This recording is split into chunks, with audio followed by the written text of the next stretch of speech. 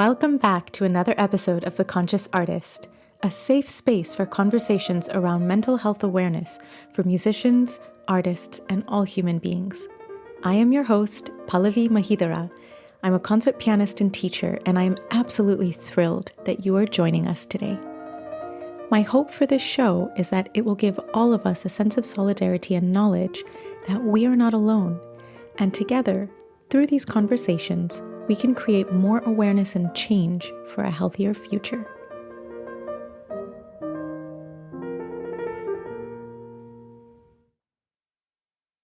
My guest today is someone I've had the pleasure of knowing since 2014. He has been Secretary General of the Geneva International Music Competition since 1999, ensuring its reputation both locally and internationally. He graduated from the Geneva Conservatory as a cellist and is the author of numerous evening programs, a regular contributor to radio broadcasts, and frequently visits the Geneva School of Music. Having held the position of Vice President of the World Federation of International Music Competition since 2006, he was elected President in May 2015. What I appreciate most about him is his care and dedication to creating and maintaining a musical family out of the Geneva competition laureates, and I couldn't be prouder to be part of that family. Please join me in welcoming Didier Schnorhk to The Conscious Artist. Didier, I'm so happy to have you here with us today. Hello, thank you very much.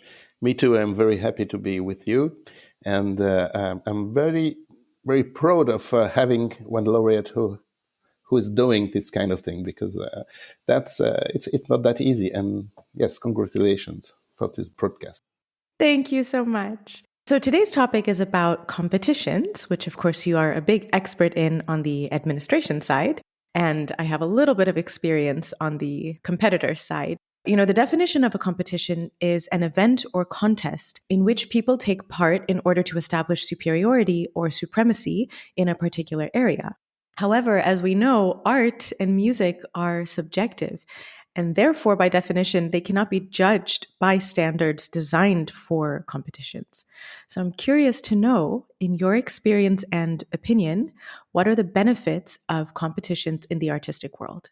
Well, I think there are many benefits, but the first of all is the fact that to be part of a competition, you have to prepare yourself a very long time, and you have to be prepared to play the most difficult pieces of your repertoire. So should you win or lose, of course it makes a difference, but at least you will be rehearsing and working so much that it will be a great benefit for you. The other thing is the fact that you can compare yourself with your peers, with the people who have the same age, who have the same experience, the same studies than you, which is your position against them. Are you okay? Are you playing at the same level, best or less than them? It's very important to just to feel as an artist that you can compete with the others. So, of course, it's a judgment, but sometime your life will be on stage in front of the audience. So you will be judged anyway in your life as an artist. So competition is the best way to be prepared. I think that's a very valid point. I would say that probably one of the most important things about competitions is, as you said, the amount of preparation that one must do in order to be ready to compete at such a high level with, as you say, intense programming and, very high stakes of judgment. It takes a lot of not only technical preparation with your instrument, but also mental preparation. In the previous season, I spoke with a colleague who has done several competitions, and one thing he mentioned, this was Josef Spacek, a violinist. And one thing he mentioned was that, I remember he was speaking about the Queen Elizabeth competition, and he mentioned that, after going through that competition, and especially, going through the final round, which was really a very intense experience, he felt that he was ready for life. It was sort of this survival camp training in a way that, if he could get through this, he can get through life. Yes, no, that's exactly that. I'm sure, because I've had a lot of people telling me exactly the same. Well, it was so difficult, and I was so tired after the competition that if I can do that, I can do my life as an artist. But it's just the beginning, but it's a good beginning. No, definitely. I mean, I think that experience in a competition, I would say, is much more important than if you win a prize or not. You know, your experience in the competition and before the competition, preparing for the competition, you learn about yourself in a way, your strengths, the areas that you want to improve more. I won't call them weaknesses. I'll call them areas to improve for positive thinking. And really, it shows us what we're capable of. You know, I remember, I mean, I've done a few competitions. When I was younger, I did many local, regional, national competitions in the US. And in high school, I remember, I don't think I was, of course I had some nerves about them, but I had a lot of confidence and I would play and I mostly won all the time. And I think that because I was winning a lot of them, it was sort of just like checking boxes. And it was only when I got to the international competitions, as you say, you start to see your place amongst your peers, but not only the small group that's around you where you live or in your country, but in the world. And that I remember, that was a big shock. That's the most important part. It's why international music competitions are very useful, because it depends. If you grow up in America or in Italy or in Switzerland, suddenly you are confronted with people from Russia, from Asia, from everywhere in the world, and they have a different culture, a different way of preparing, and you discover that maybe you know something they don't know, but maybe they too they have some advantages. So it's very interesting, and I think in music, like every other art or even academics in the world, you have to be confronted with people from all over the world, from the other side of the earth. It's so important. I think that's a very valid point. Part of life is about seeing and understanding your place amongst your peers and your colleagues and Mm, other citizens of the world. yeah. I think what can become detrimental is when we base our worth on the comparison to others. Mm, So, as you said earlier, being able to see where you are amongst your peers is a really great indication of where you might want to improve, where your strengths are. But when we start to feel that, oh, I did this competition and I didn't pass the first round, I'm a terrible pianist, or I'm a terrible violinist, or I'm a terrible musician, this is when it starts to become destructive. But there is something else. Depending the competitions, every competition is different, more or less. And when you want to compete in this or that competition, you have to understand what kind of music they are waiting you to play, because it's not the same if you play the Chopin competition or the Liszt or the Clara Skill or Queen Elizabeth or Geneva. I don't know.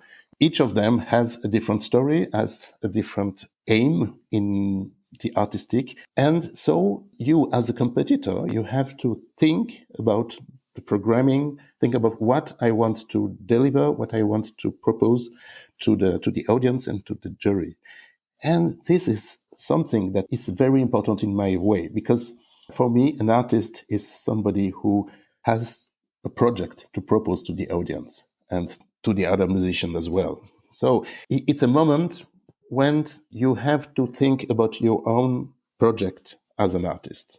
And that is something very important for your life.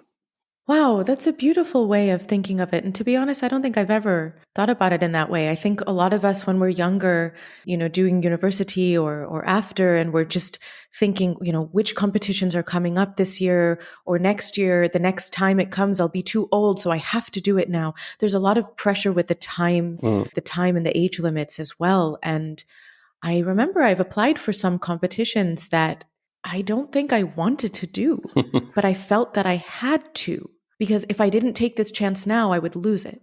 Yes, of course. It's not an absolute, but I remember some of your colleagues, who's a Swiss American pianist, by the way, Gilles van Sattel. He won the competition, the Geneva competition in 2006 or something. And he told me, I wanted to go to your competition because there was something in the programs that was ringing a bell in my head. I thought this was the kind of competition I can win because of the programs, because of the idea, because of the artistic background of this competition. And that was true. It was very convenient for him because he played the way we wanted a winner to play. So that was perfect. Of course, if you are the best pianist in the world, you will win anyway. But we don't have a lot of Martha Garrich every year, so it's not the problem. So everybody needs to find his her place. And for me, music competitions are important for the young people, but are important for the music itself, because you can say, well, we would like to select and to promote such artists, this kind of artist, because we think it's very important for the music, for the world of the music, to have now artists with, I don't know, clever mind and some open mind and things like that. A well-rounded musician. Yes, No? exactly. Well-rounded Yeah. artist. I love that. I love that. And I think that's a very valid point, that every artist, every human being has something different to offer to this world. We all have different strengths, and to try and put everyone into the same box and say everyone needs to be like this, or the winners will only have this type of skill, it is very close-minded. And that is actually one thing that I love about the Geneva competition. What's funny for me, I didn't apply for the competition because of programming initially. I applied for it because I remember when I was growing up, maybe 10, 11, 12 years old, for me, the Geneva competition, and I'm not just saying this is a true story, the Geneva competition was always for me like the top of the top. It was always something for me that was completely unattainable. And, I'm not in general, I would say I'm not the type of person that actually loves competitions. But what I mean by that is I don't love the stress and the negative cutthroat environments that can surround some competitions, not all, but some. And I remember when I applied for Geneva, I was just applying for a bunch of competitions that were happening in 2013, 14, something like this. Because, I was, I guess, 26. So maybe the next time it would come, I would be too old. Mm-hmm. And I didn't think I was going to get in. And I remember when I got into the competition, I was like, oh my goodness, okay, I guess I'm going to do the Geneva competition. And my story with the competition, I don't know if you know this, but my story with the competition was quite stressful going into it, because I was doing another competition, I think 2 months before, with completely different program. And that was not successful for me. I mean, my first round was at 9 a.m. by myself, like no audience, with 6 jury members. I did not pass the first round at all. And after that, this was maybe mid-September, and then Geneva was starting, I think, mid-November, something like this, of 2014. And so I then had about 1.5 to 2 months to prepare. But I also had other concerts and projects that were going on. So I didn't really start preparing for the competition until October. And I do remember that one of the things I loved about the competition when I was sending in the application, I actually did really appreciate, I remember now, especially in the semifinal round where we had to do a recital. I remember it said in the application, it was something like part of the judging process will be based on your selection of works. Absolutely. I loved that because I love programming interesting programs. Like I love to think of different either composers that are lesser played or pieces by famous composers that are lesser played, or to do a few standard works and then throw in something very rarely played. But it's exactly what I said before. We want original artists. We want artists who have something to say to the audience. And when I speak with the jury, I told them, it's important to select. Okay, the ones who play very well, of course, you have to play. but if you hesitate in a very classic one and a more original one, just take the original, because it's for us it's so important that the music is alive, that we as an audience we can discover new things when we go to the concert. And knowing you now after the competition, I know that it was a good choice because yes, because I've heard you want to play interesting programs, you tell stories, you say something to the audience, and they love that. They love you, of course. Thank you. That's what it is being an artist. You have to tell stories to the people. You have to make their life happier and more beautiful. And I like the idea of when you go to the concert or to the theater or opera, I don't know. After that, you are wiser or happier, or I don't know. You are richer than when you entered. So you have gained something from the artist. And if the artist who is able to give something to the audience, he or she is a good artist. So competition, it's, in my opinion, in the way I'm thinking about competition, it's, we are just between the learning process in your life and the stage, and we can help the young people to find their way in becoming great artists.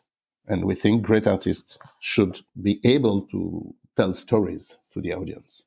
I love that. That's so beautiful, and I think that was very well reflected in the competition. And as I said, the Yeah. programming that was asked. I remember in the semifinal round, because it was completely free, I chose Brahms' second piano sonata, which is, not so often played. I mean, everyone No. plays the third, but Yeah. the second piano sonata, it was his first work, in fact, actually. It was like the Beethoven concertos, published second, but actually composed first. And then I chose the encores from Luciano Berio. Yes. And again, not so often played. And then I ended with Prokofiev Fifth Sonata. Again, these are like very famous composers, Brahms and Prokofiev. Everyone plays pieces by Brahms and Prokofiev, but so few people play the second sonata from Brahms or the fifth sonata from Prokofiev. And I remember I loved that I had that flexibility, and you're right, it did show me that is appreciated. Yeah. That was very important for me. But preparing for it, I have to tell you, I almost didn't come to the competition, because in October, when I was learning the encores and I was trying to memorize them, I was like almost having a nervous breakdown, because obviously I was so last minute preparing, and I was struggling so much, I almost didn't come. Maybe that was a bit crazy, but Well, what I think the positive side to that was that when I arrived to the competition, I was so underprepared that when I went out on stage for the first round, and I was very lucky. I remember I drew number 19 or 20, something like this. So I was playing all the time at 7 or 8 p.m. So it was like a concert. There was always audience members. So that was lucky for me. And I remember the first round, I went out and I said, you know what? I'm not going to pass the first round because my preparation is so low. Let me just treat this like a concert. Let me just enjoy. And I guess that translated, because then I passed to the second round. But then Didier, I had to learn you remember the commissioned work from William Blanc. Oh, yes, I remember. Yeah. I had to learn that in 2 days. Oof, because geez. I hadn't learned it before, because I didn't think I would pass. Okay. So this is how each of the rounds went. I didn't think I was going to pass, so I wasn't prepared. With the semifinal round, it was okay. But with the final round, I had not even learned the second and third movements of the Mozart piano concerto that I had to play. Oh, yes. I had not learned them. Yes. I was learning them in those 3 days, and that I will admit that was my weakest round. With the other part of the finals, with the Prokofiev third concerto, Yeah, you played Prokofiev. I started reviewing it after the Mozart round finished. And I had played the Prokofiev third piano concerto many times in the previous year or two, but I hadn't touched it for a year. Like the last time I performed it was exactly 1 year before. But because I'd been playing it so much, I thought, okay, it's in my fingers. I'll just review it. It'll be fine. And I came home after the Mozart round, which was in the afternoon. And in the evening, I'm starting to practice the Prokofiev. And I realized that I don't remember anything. It was not in my fingers at all. And I went to the rehearsal the next morning, and I remember it was the most embarrassing rehearsal of my life, because I think Alexander was so kind, Alexander Shelley, but I was barely able to play 50% of the notes. I was using the score, and I said, oh my gosh, I have to drop out of the competition now in the finals because I can't play this.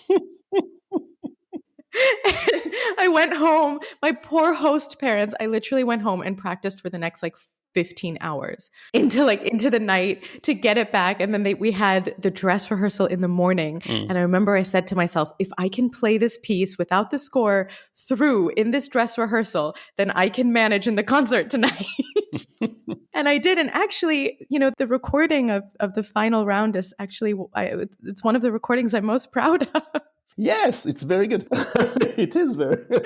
But this was the story behind it. Yes, you're not the only one. I know. I have some memories. It was intense.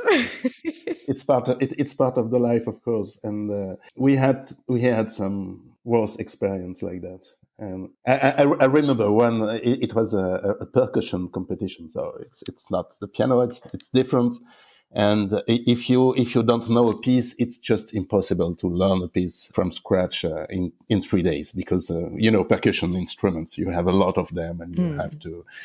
Yes, it's so much preparation. And one of the guy who went to the final round, they had to play a new piece, a commissioned piece in the final round.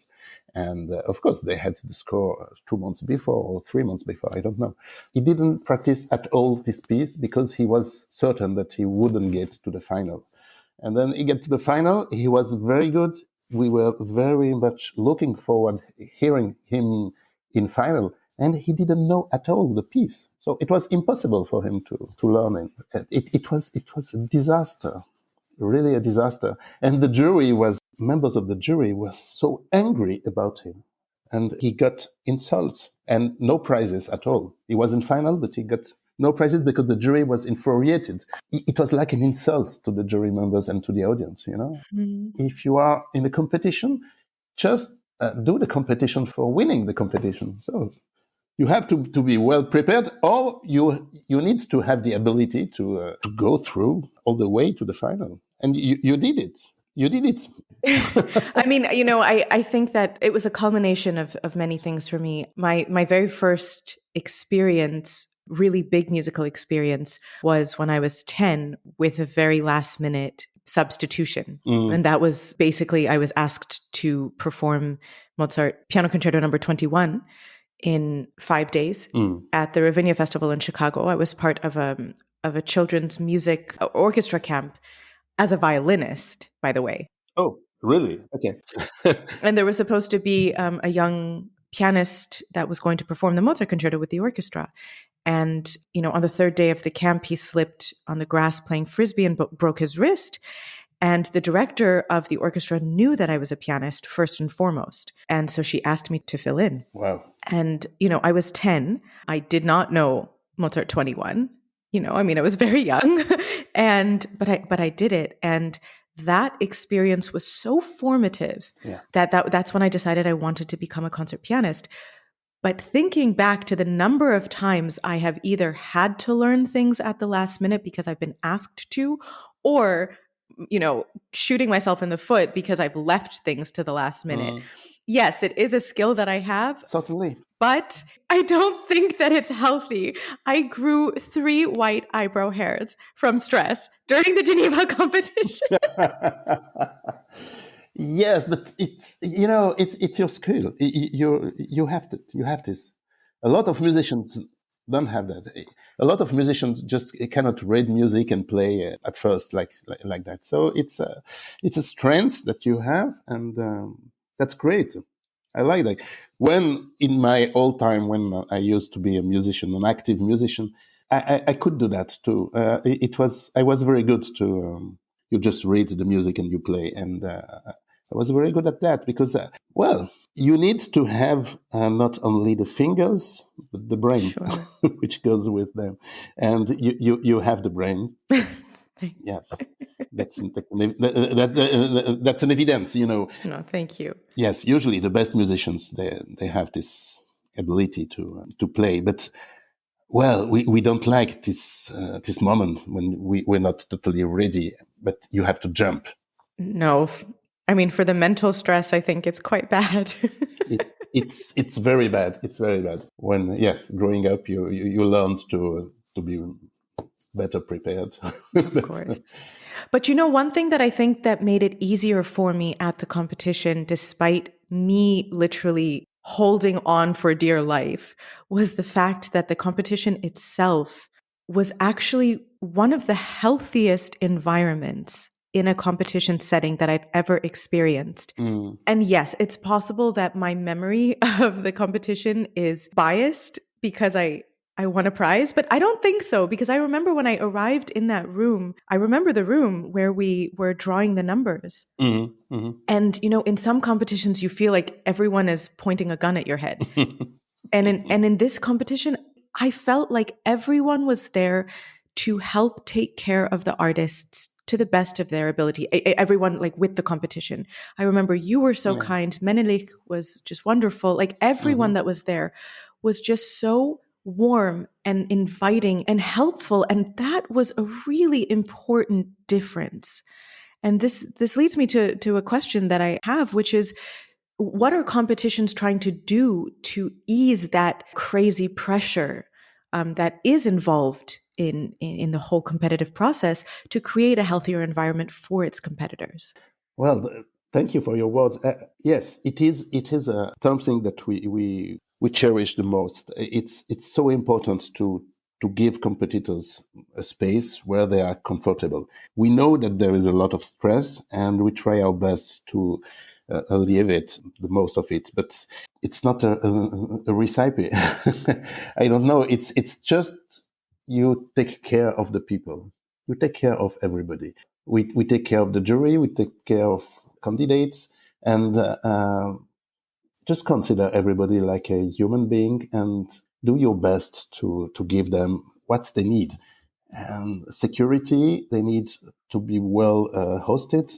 That's why in Geneva we are lucky enough to have host families, which is always a best way for the people to feel comfortable at home, like in the family, and it's better than hotels or things like that. But it's not easy to have so many families, so it takes us all the year to be with them, to comfort the people, to ask them to be part of it, and then just take your time with the young ones. But it's a competition, but it's not sport. It's not a question of constant stress. So if we can do something for the stress, we do. But well, I'm not sure that every competition has the same idea.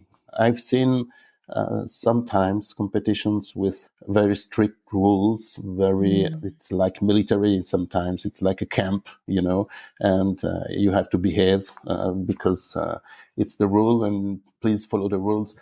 So in Geneva, we do have rules, of course, but we try to be Human.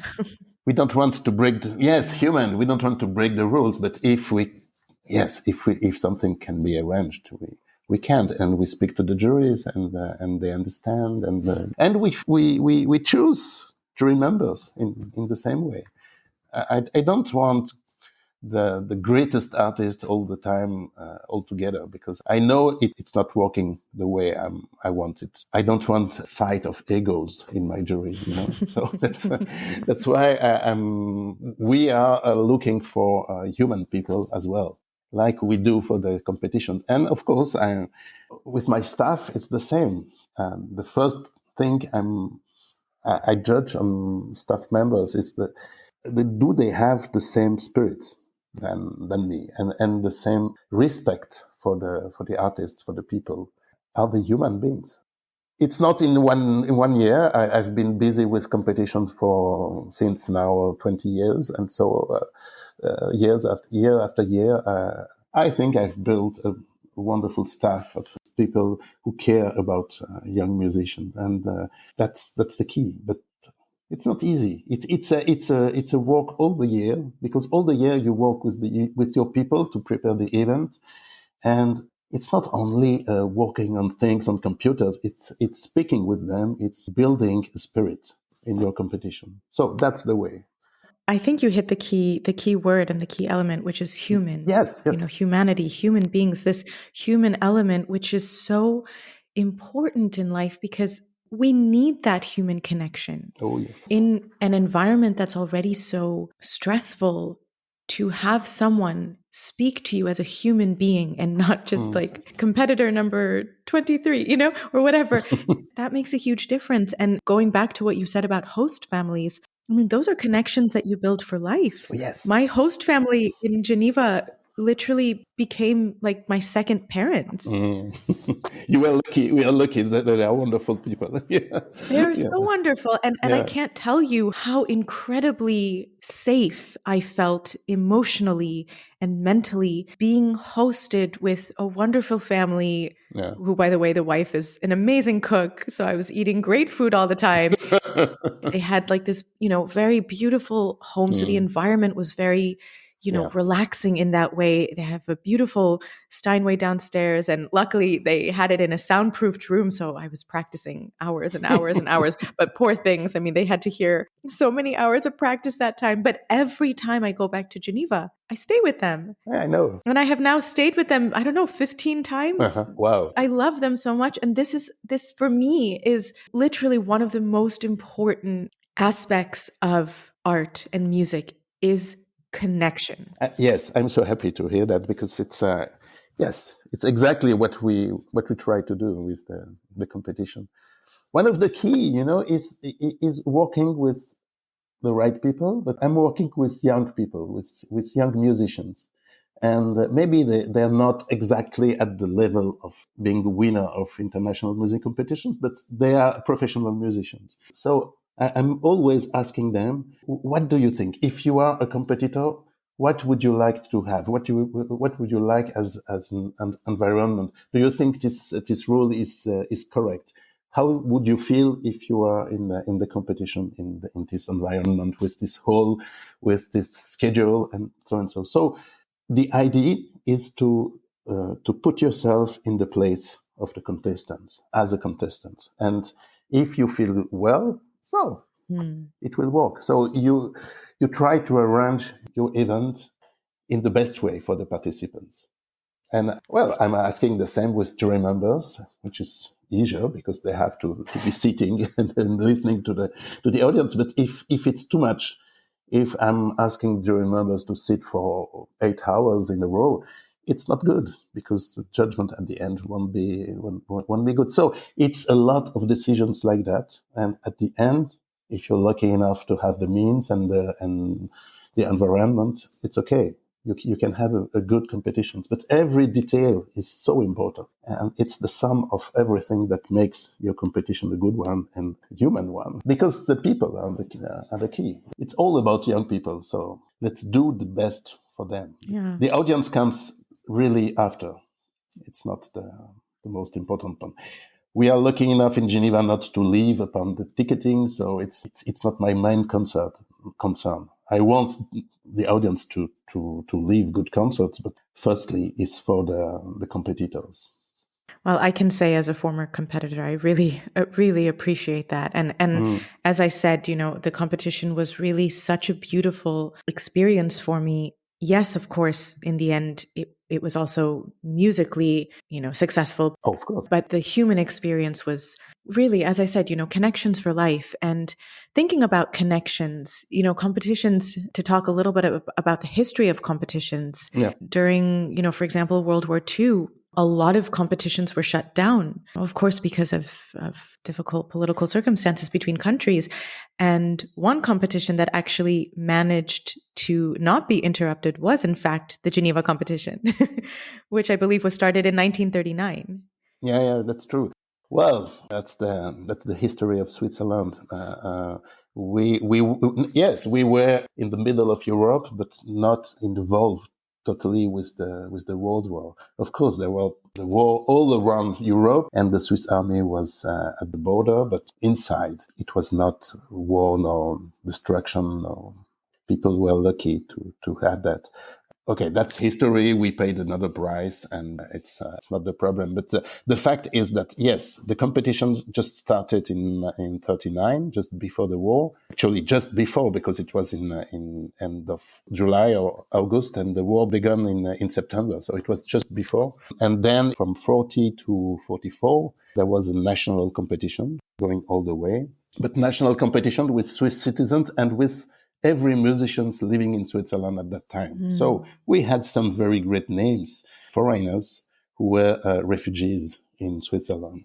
One of them being Georg Scholti, yes, the great conductor. But at that time, he participated as a pianist, and he won 2 times, won a second and a first prize in Geneva. Afterwards, he told us that it was so important for him, this period of his life, because he was lost, alone, a refugee and very poor in Switzerland, and he won the prizes in the Geneva competition.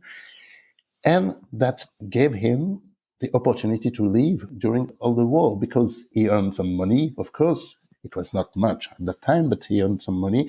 But he was known by a lot of people, so he could give lessons and make friends and things like that. So he was very, very thankful to the Geneva competition. So a lot of people like him.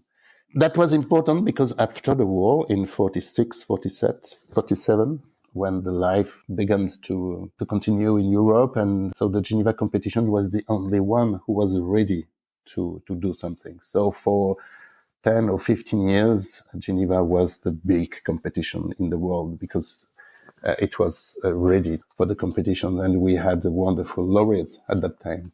Since 45 to 60 or something like that, we had the best ones. In piano, like Argerich or Pollini or people like that. Yeah. Well, but that's a very important point that, aside from musical mentoring, the cultural exchange aspect of music competitions is quite remarkable. Yes. Such important historical moments have also happened through competitions. Yes, yeah. Music competitions like festivals or others are part of the cultural world and the cultural history. I can still read in the archives of my competition the time when the question was, do we accept Russian musicians in our competition? It was really in the heart of the Cold War, and that was a big problem. Should we accept these Russian guys? And not speaking about jury members, that was, oh wow, it's they are communists. We cannot just accept them. So it was it's written in the in the minutes of my competition. So it's really history. And then there were the same comments about Asian people because they came from all the way and they don't know anything about European music. And so you can see all this turmoil of the world. And of course, the things have changed a lot. But there was a time when in old Europe, it was not that easy. And not speaking about the question of men and women. You know that when Marta Argerich won a prize in Geneva, she won the female piano competition. Wow. It was, yeah, it was in 58, no, 57. And there was a male and a female piano competition. I So, did not even realize that. yeah, yeah. Wow. And the winner of the male competition, it was Dominique Merlet, who became one of the most famous teacher in Paris and everywhere. So that was life.